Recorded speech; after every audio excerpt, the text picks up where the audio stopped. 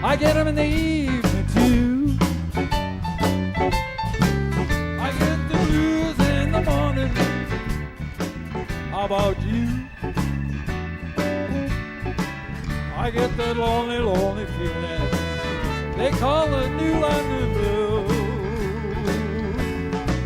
I get the lonely, lonely feeling they call the New London Blues.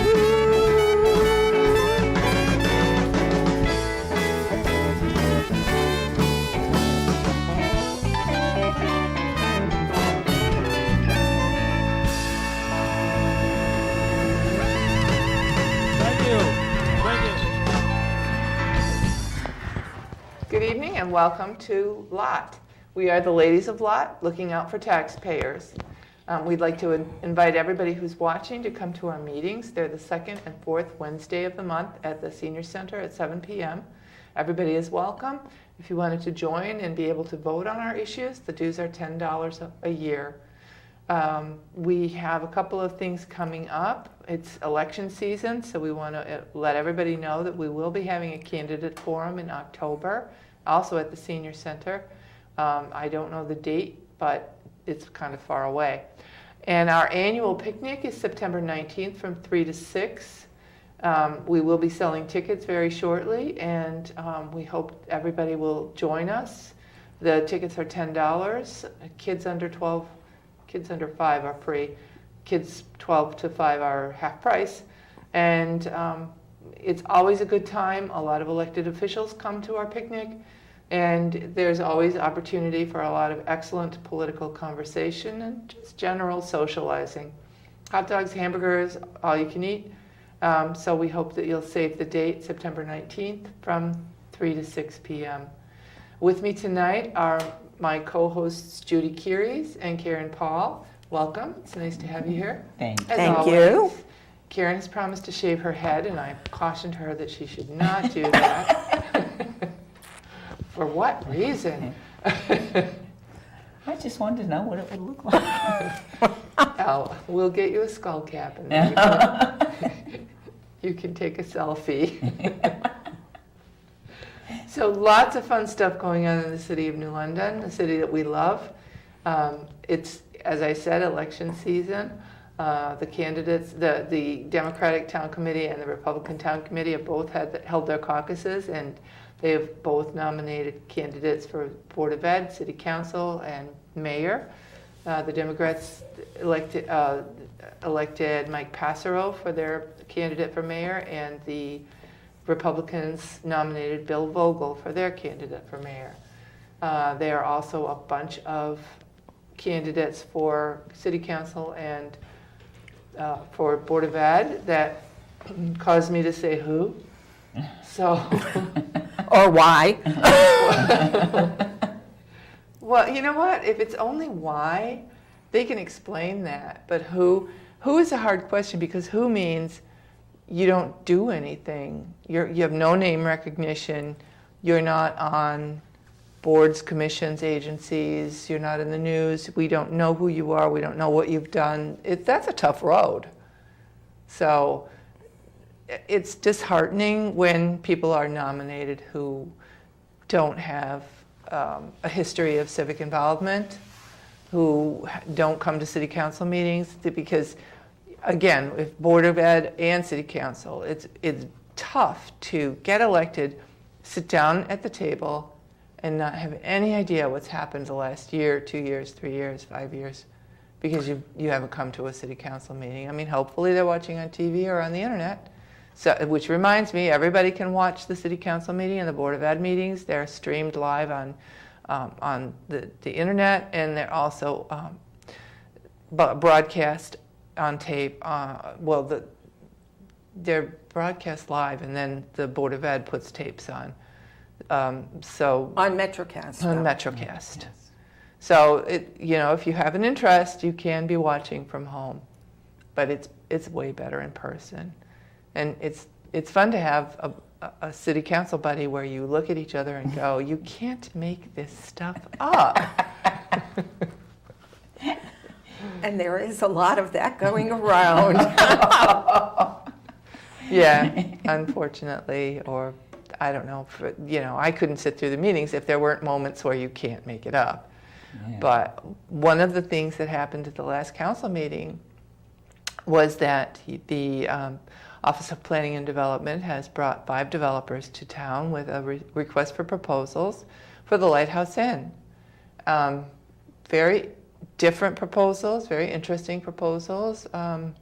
Judy has the paper with her about the proposals. You want to take it away? And you do too. Yeah, but I didn't underline anything. Oh, well, okay. Well, they certainly are varied, that's Yeah, for they sure. What they're offering and what they plan on doing. Several of them are planning on turning it into a residential area, townhouses and so forth. Just residential without the inn part. Without the inn, right. I think only one of them is interested in doing the inn. Certified Public Accountant Roger S. Bennett, president of Bennett and Company. He is talking about a $3 million project that would include 2 phases, a 6-month renovation of the mansion, and total rebuild of the carriage house, a spa, and possibly a pool, deck, and gardens to create a venue for weddings. And he's offered $350,000 for the property. I don't believe he's looking for, or it doesn't say that he's looking for, I don't believe, a tax abatement. Yay. Some of these people, I mean, the one that really kind of blew me away is Londrigan, owner of Longshore Partners, and a partner in Londrigan Commercial Real Estate Group. And he is proposing a 2-phase project. He's planning on demolishing all the buildings and constructing a seasonal, semi-enclosed special events facility where the mansion was. And part of the project includes a year-round food and beverage facility, along with a multi-story guest room facility, serving as guest quarters for wedding receptions and special events. He's offering $250,000, but the kicker is that he's asking for a 10-year, 100% tax abatement, followed by a 50% tax abatement from years 11 through 20. That kind of blows me away. Wow. So hopefully that tax abatement wouldn't be transferable, and hopefully, as Karen says, he would have to pay it back if he sold. We have a call. Good evening. You're on with the Ladies of Lot. I think it's right. Hello. Hi, how are you? Hi, Raymond. I see, what's his name, Dale, huh? I mean, on TV, what's your name? Diane? What's his name,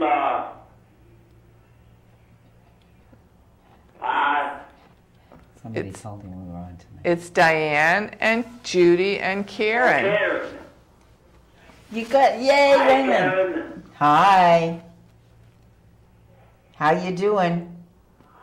Hey, Karen. Yes. Hi. Hi. I talk to you tonight. Okay. How are you? I'm good. We're talking about the young lady. Judy. I'm Judy. Hi. Hi. And I'm Diane. Hi, Ray. How are you? We're all good. It's nice to hear from you. You remember me? Of course. You're like the mayor. You're famous. I love the sun a lot, like bingo. Yes, you do. Yeah? Well, we're going to talk about the Lighthouse Yeah, Inn. I play every Thursday, Friday, and Monday. Yeah.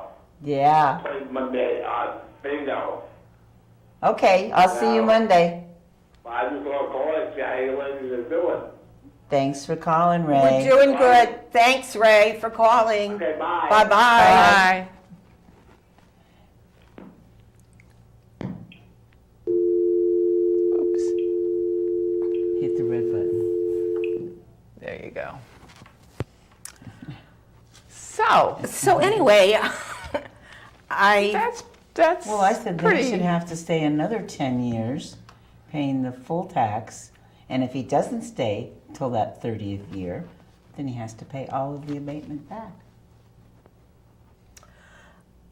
I wonder, do you think after what happened with Pfizer's, they've learned that lesson, that perhaps they should put something in the contracts saying that if we give you a tax abatement, you really need to stay longer than what 12 minutes. Yeah, after, I Yeah. mean, really, You don't need to be moving out on the anniversary of the 10th year.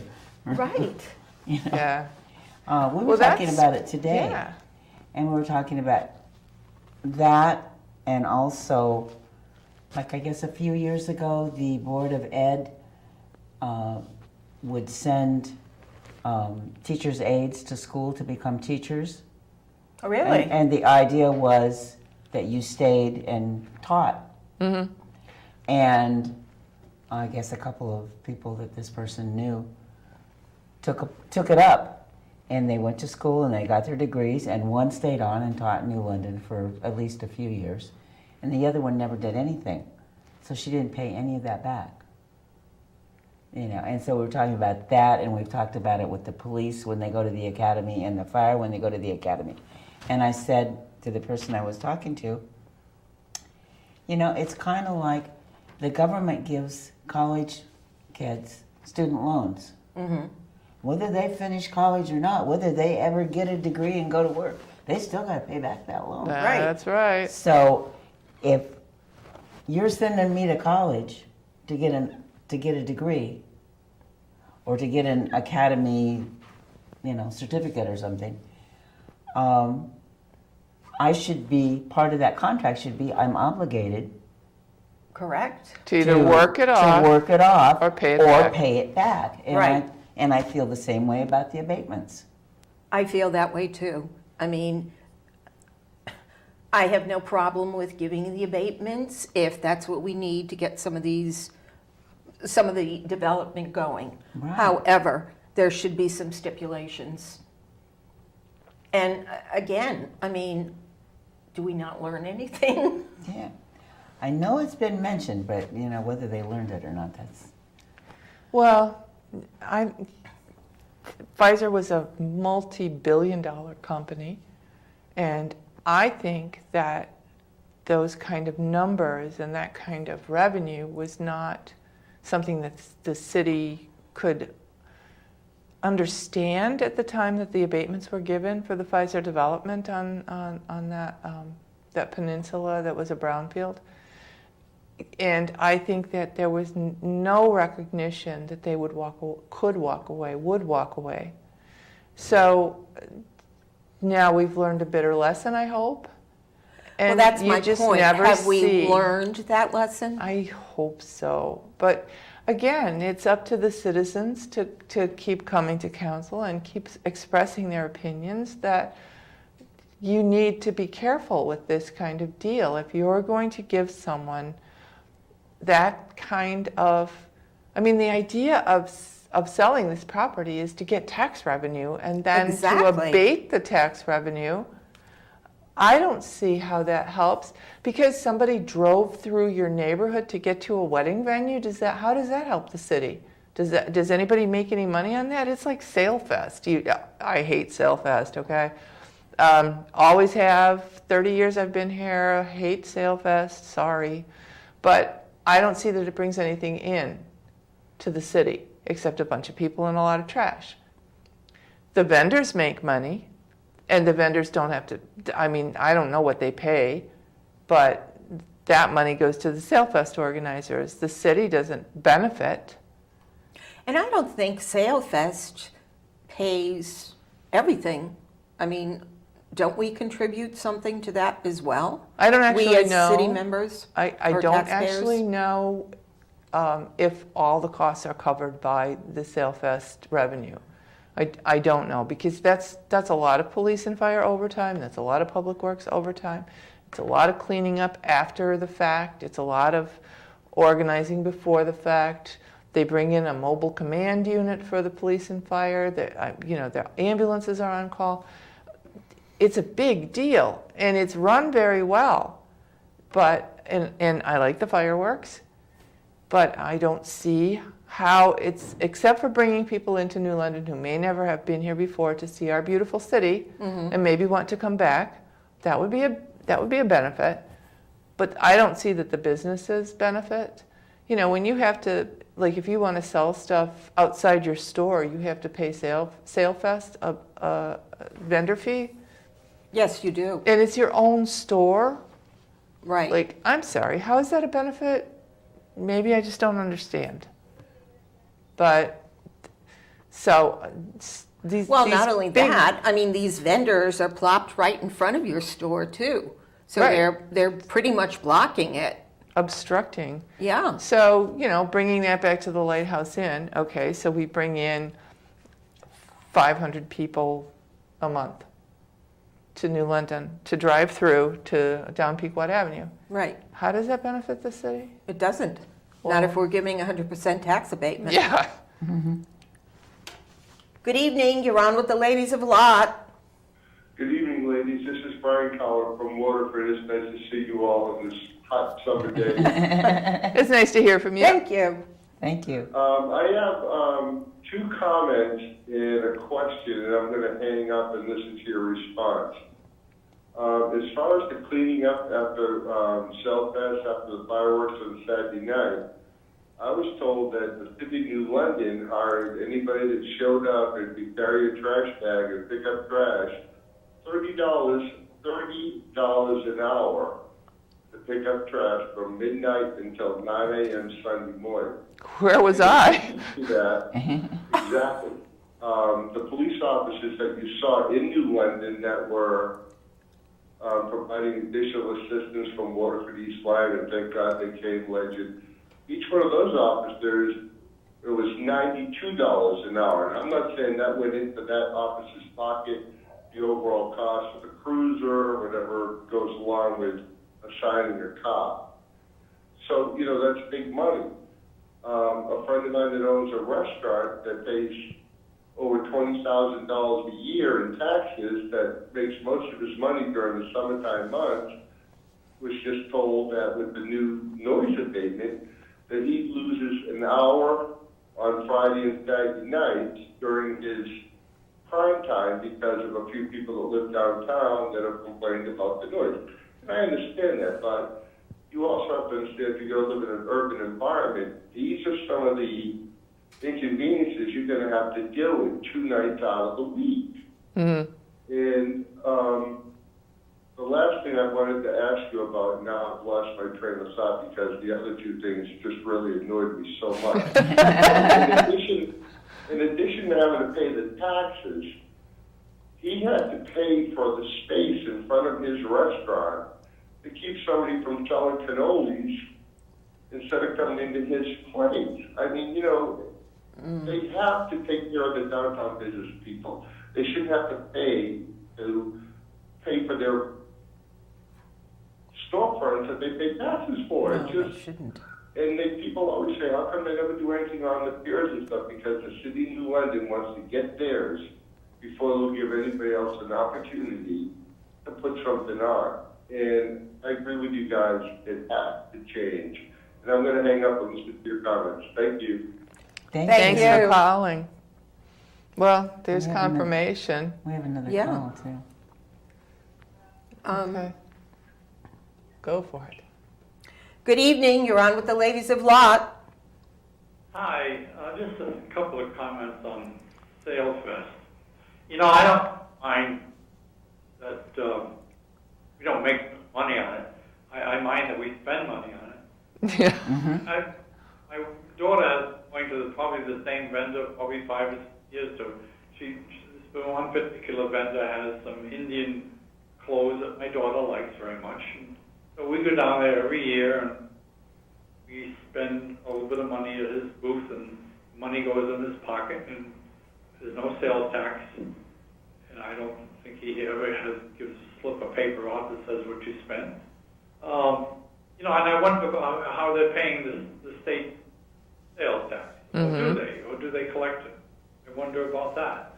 I wonder about the fee that every mechanical ride device operator is supposed to pay the city of London. You know, anything like a merry-go-round or Ferris wheel, they all have a fee attached to them. And I don't think they pay that fee. And it's not a lot of money, but you know, every dime counts. Right. We seem to be a city that refuses to collect fees, including Connecticut College home show, as I complained about for the last 35 years. Never got the $1,000 fee that they're supposed to pay. That's, you know, we would have had $5,000 today if they collected that fee.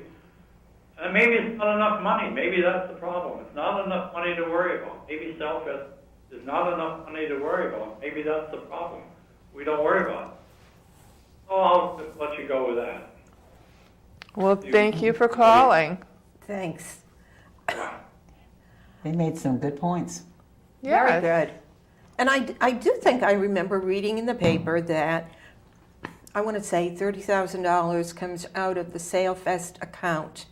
And I think the police budget includes money for police during SailFest and so forth. That's our taxpayer money, though, you know?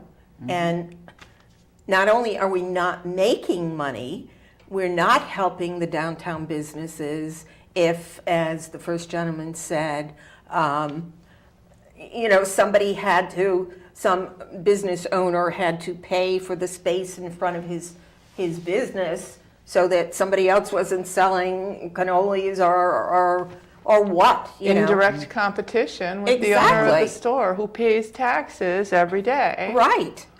To the city of New London. Right. So, like and not I only said, that, while we're talking about SailFest, because what really irritates me is the rides that are put in our municipal parking lot. We have our parking in New London is so limited to begin with. Right. And then they take the whole parking lot, this is the second year they've done this, they take the whole parking lot and they put rides in it. Why can't those rides be down in the waterfront, at the waterfront park? I think they used to be. They did, and what an ugly place to put them. Exactly. Just dry, hot, backs of buildings in traffic. I mean, if we're trying to show people what a beautiful city we have and what a wonderful resource the waterfront park is, why put the rides in the parking lot? Right. I mean, wouldn't it be nicer to be on the rides and look over at the water, what was going on, and everything you would else? Think. Well, I would think so, but what do I know? I mean, it may be a matter of space, and I'll give them that, because there's not a lot of space, and they used to put the rides, I mean, it was just an unfinished lot back behind the train station. That's where the rides used to be, but that was much more attractive than the parking lot behind Bank Street. I don't know. If great minds got together, they'd be able to figure out a way to do this. One would think. I've heard a lot of people say the same thing, and of course, you know, I grew up in Southern California, and we have several. Just in Los Angeles County, there's 1, 2, 3. When I was growing up, there was 4, 5 amusement parks on the water. Long Beach, Ocean Park, Santa Monica, you know. Yep, down the line. Yeah, right on the water. So you know, you're going up in the Ferris wheel or you're going on the roller coaster or something. You get to look at the train on one side, you Right, get to look at the water. river on the other side. Yeah, it could be. And all the ships and everything. Yeah. And Yeah, Yeah. the ships were beautiful. I Right. mean, the fireworks were really good. It was such a nice, clear night. They were. Yes. So, props to Sailfest for the fireworks. You know, that's a big draw, and both sides of the river. So Yeah. that's a worthy pursuit. I really like that, and I like that it's not on the 4th of July. You know, it's like I'm so tired by the time that holiday's over. I like having my fireworks a week later. But $30 an hour to pick up trash? Yeah. Wow. Where was that advertised? I was going to say, and where was I? Yeah. And Really? the parking was horrifying. And every place was $20, $25. I mean, it's a lot of money.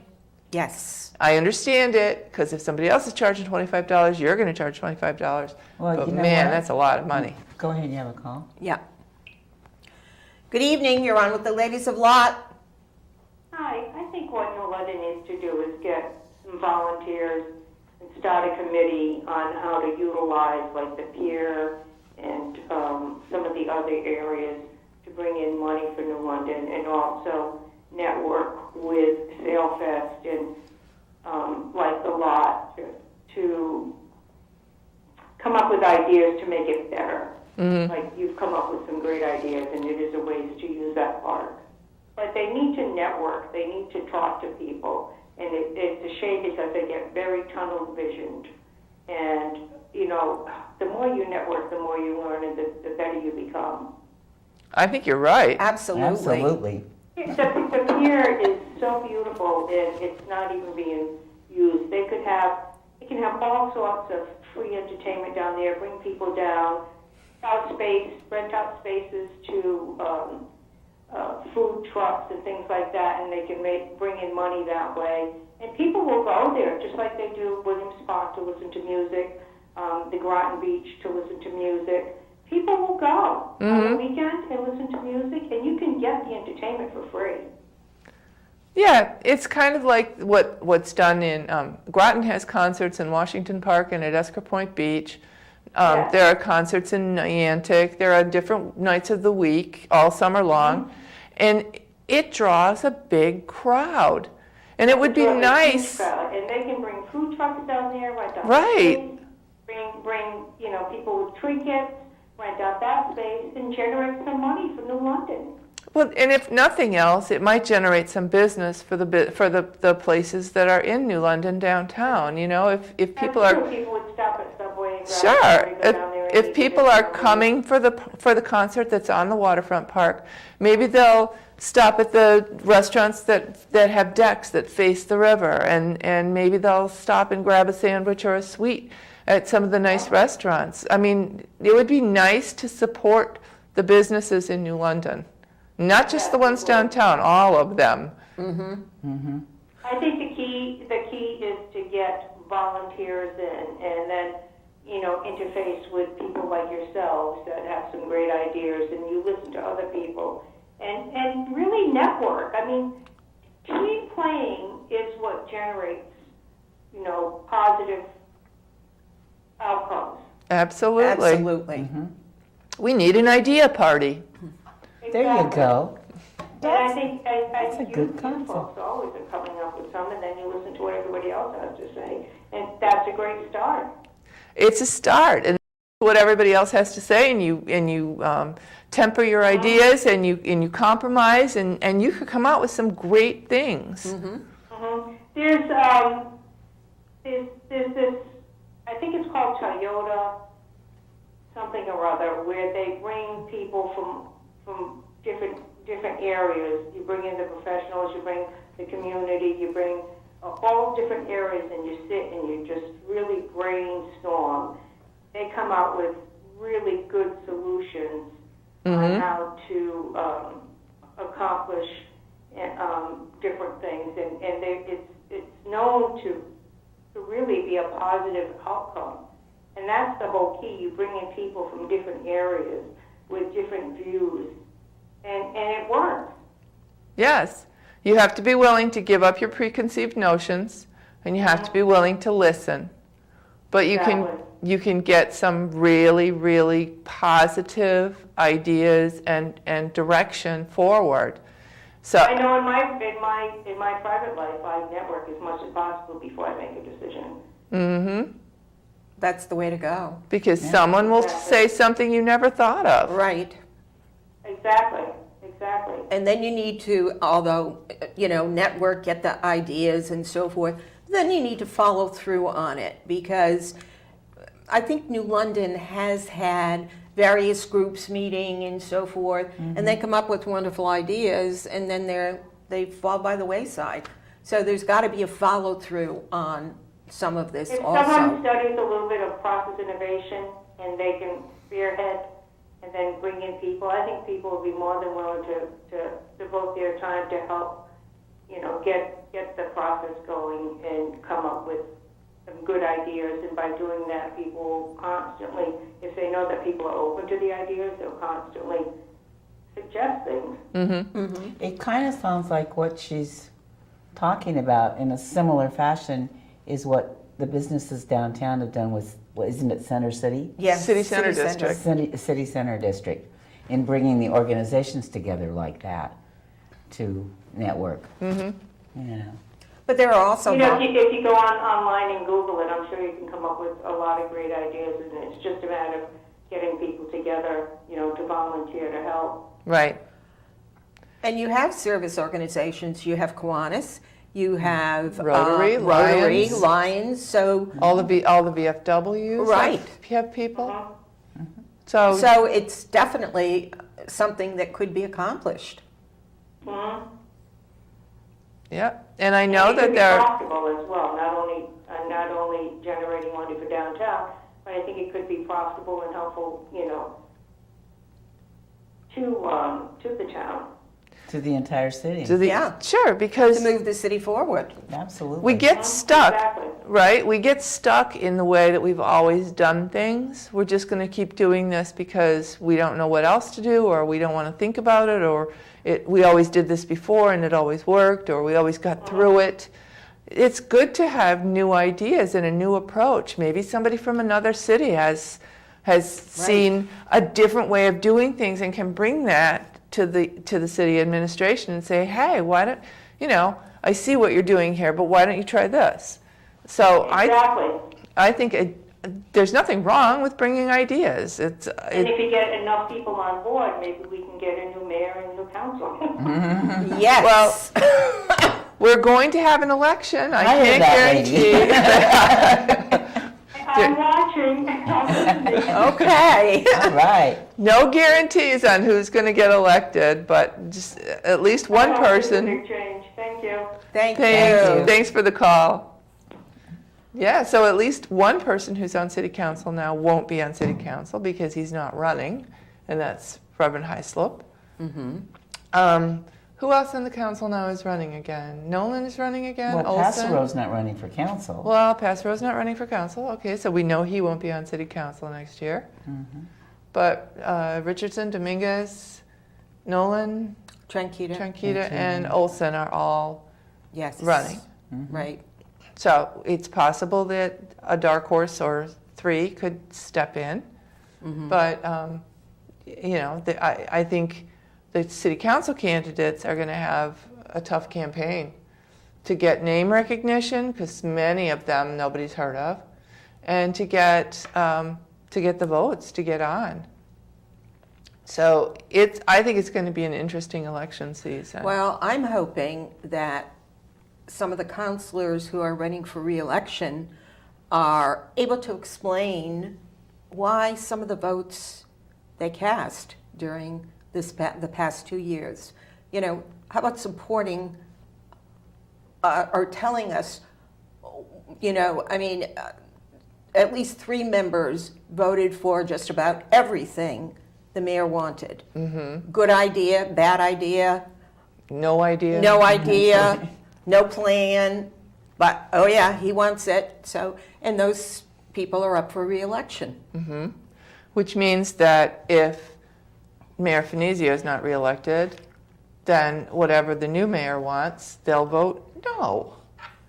So it just seems like you shouldn't go in as an elected official. You shouldn't sit down in the seat already having decided how you're going to vote. And you shouldn't let people influence you. Citizens, yes, but not politics. I think that the politics should be left behind. If you're a public servant, politics should be left behind when you sit down in the seat. And yeah, you may, if you genuinely approve of the mayor's ideas, and you can And understand them. and understand them. I think that's the big one right there. Yeah. And one of the things that bothers me is, in Robert's rules, as I understand it, a motion is made and seconded, and then you introduce your comments by saying, I support this measure, or I don't support this measure, and this is why. And many times I'm sitting in the gallery in the council going, I don't know how they stand on this. I hear the words, but it's not until the end of sometimes they never say, I'm going to vote for it, I'm not going to vote for it. It's like a surprise at the end.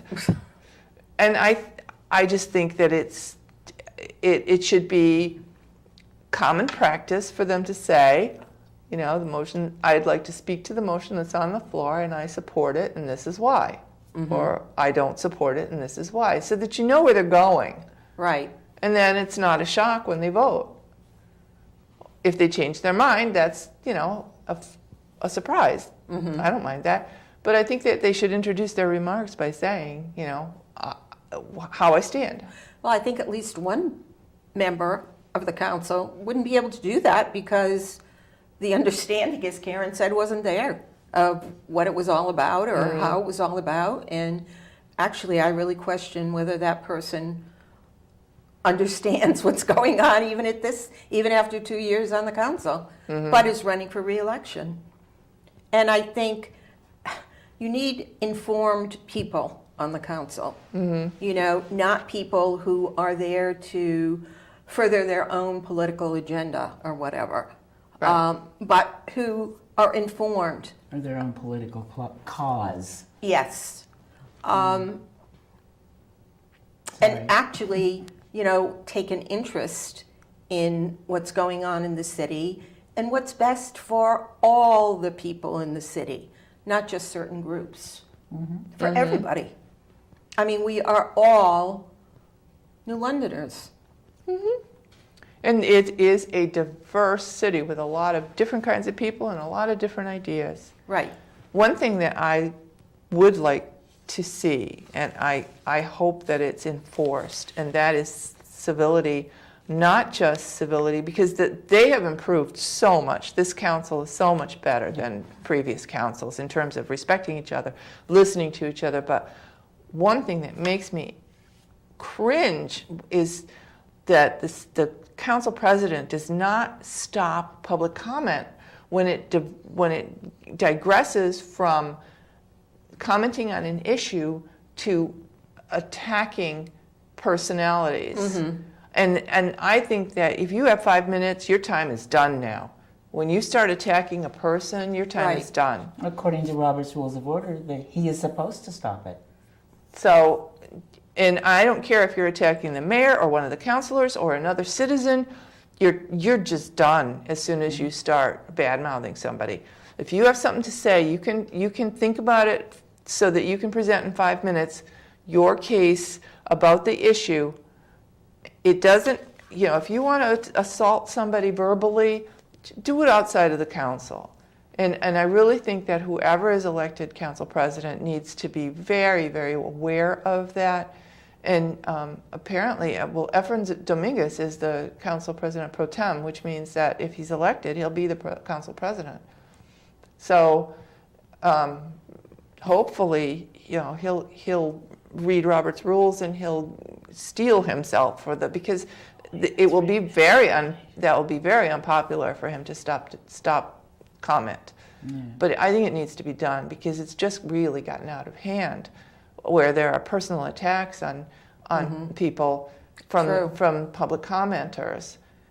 I think it's a huge privilege to be able to go to your governing body and speak. Right. And say what's on your mind. And I think everyone should do it except me, because I just melt down if I have to talk in public. And I don't know why this is different, but I agree with you, though. The counselors have, over the last couple of years, gotten much better about being respectful to the people that are making the public comment. They really don't bite your head off and eat you. You Yeah. know?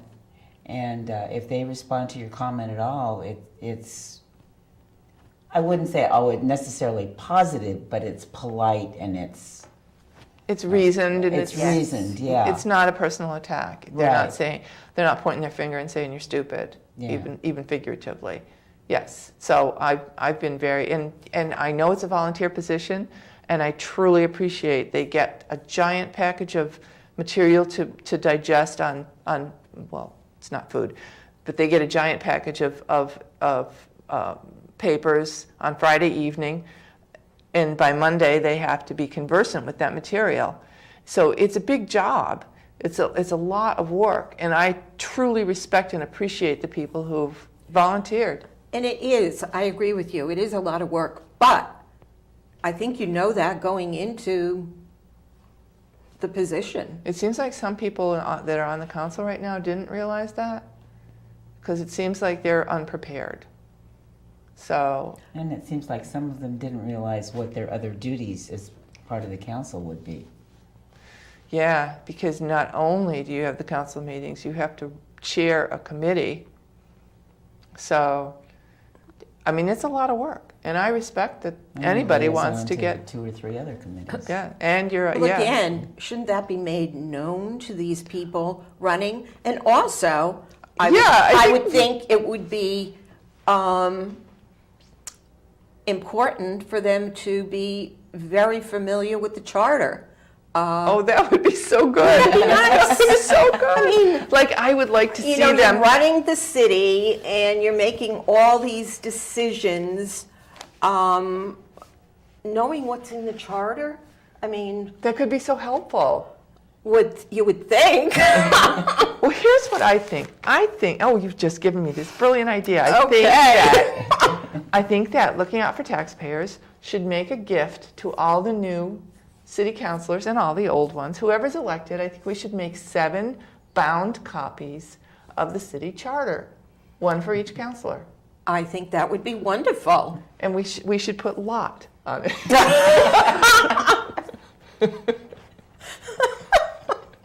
Because there's nothing wrong with advertising.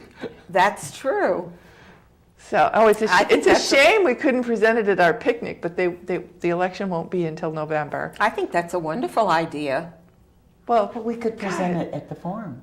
we could present it all at of them. when they're This sworn is what in. you're getting into. The first yeah, we could present them at the first council meeting in December. You know, just that's ask pretty for a cool. moment of privilege and present them with bound copies of the charter, and ask them to please read it, because we have, you know, it's just Read it and follow it Follow for it, a yes. change. Follow Just it. for change. Just- Just let's try that. yeah. Let's try it for a year and see how it works. Because it's really, I mean, it's very distressing to sit in the gallery and listen to people agonize over whether an appointee to a board or commission has to be a registered voter, when it's clear as day in the charter that you do not have to be a registered voter to be on a board or commission. You just have to be a resident. Yeah. Good evening. You're on with the ladies of Lot. Yes, Diane, you're absolutely right. But, as far as, you know, every counselor for the last umpteen years since I was there, got a complete, pristine charter and code of ordinances on their desk. And it was even updated when we had revisions for them. And by the end of their term, they disappeared, or they got lost, or they got thrown away. And you know, after a while, we got. Do you know what a code book costs? Well, it's 600 pages long. It costs a lot of money. Wow. And to continually provide the councils with updated versions, and that they don't do anything. They don't look at it. They don't do anything with them. That's what I thought. It's online. Anyway, I mean, and that but they've already had that. It may not be a beautiful bound copy, but they have had their copies, and they just were not taken care of, and they were ignored, and they still get them. I mean, online. Right. So it's like maintenance of any of our buildings. Maintenance. Oh gosh. If you look there, go in the council chamber and look up, and you can see Yeah. what that story's all about. Yes. Well, I think That is so sad. yes, the building is sad, but the idea, I think my idea was more of, here's your charter. Shame on you if you don't read it. Well, they already got it. Maybe Shame we on have them to if read they it don't and do it audio, books on It's more tape. the charter's not so bad. That's a section of the code book, by the way. It's incorporated into the code book. Yes. But you want to read the code book. That's the thing people should read, and they don't. We haven't updated the code book in a year. Yes, I The know. reason for that, they don't want to pay. They don't want to spend the money. Right. And there are archaic codes, and I've gone on forever about this, but even to not making a nuisance on a lamppost. Which, Not making a nuisance on a lamppost. What could that mean? yeah, well, He said before. Yes, he there's has. a lot of strange. My favorite one is you can't carry a gun in a parade. Okay. That's a good one. Can you carry a gun on the side of the The army couldn't carry a gun, but But anyway, that's what it says. But they get the code book and they get the charter, and it's always accessible. And they have a council copy in the council chambers. Yes. It's always there. They want to look at it. If they wanted to look at it, they could. Yes. I just wanted to shame them. Clark Karen is suggesting that maybe we should put it on books on tape. Audio. On lambskin. I'll narrate. On the wall, but you got to do the best you can. Exactly. Okay, bye-bye. Bye-bye. Thank you. Good evening, you're on with the ladies of Lot. Just a suggestion, in this day of computers, why aren't they scanning it and putting it online so everyone can read it? It is actually online. It's on the city's website, so everybody could read it, which kind of is my point, that the councilors, if they wanted to, could bring out their tablets and have the council, the city charter and the code of ordinances right there in front of them if they wanted to refer to it. But they don't seem to know even what's in it. So Maybe you could have a story time and someone could read one chapter. Yeah, that's true. I was thinking maybe they had comprehension problems. We could get about 20 people to do public comment, and each of us take 5 minutes to read part of it. I think that's brilliant. Starting in December, we will have story time. Thank you so much for your call. So that's that. Oh my goodness. We always come to this show saying, what are we going to talk about? And then it has a life of its own. It does. So we've had fun. We've enjoyed having you with us. We hope that you'll join us at one of our meetings. We meet the second and fourth Wednesday of the month at 7 p.m. at the Senior Center. We talk about all kinds of things. Right now we're in the planning stages for our picnic, which is going to be September 19th from 3 to 6 at 454 Pequot? I can't remember their address. We'll have balloons out in the front. You can buy tickets at the door. You can buy tickets from me when you see me in the grocery store. And thank you for the compliments that I got this week from some of our viewers. I really appreciate it. And I'll talk politics anywhere, anytime, unless my ice cream is melting in the cart. Little caveat there. Yeah. But we have a great group of people in Lot. We really, really enjoy what we do. We enjoy each other's company, obviously. We could always use more members, more ideas. It's always interesting to have people call into this show, and we really appreciate it. Definitely. Absolutely. And we actually do listen to new ideas too. Yeah, we do. We have ideas of our own, but we always like to hear ideas from other people. Right. So I thank my co-hosts, Judy and Karen. I'm Diane Hansen, signing off for Looking Out for Taxpayers, and we'll see you next week. Bye-bye. Bye.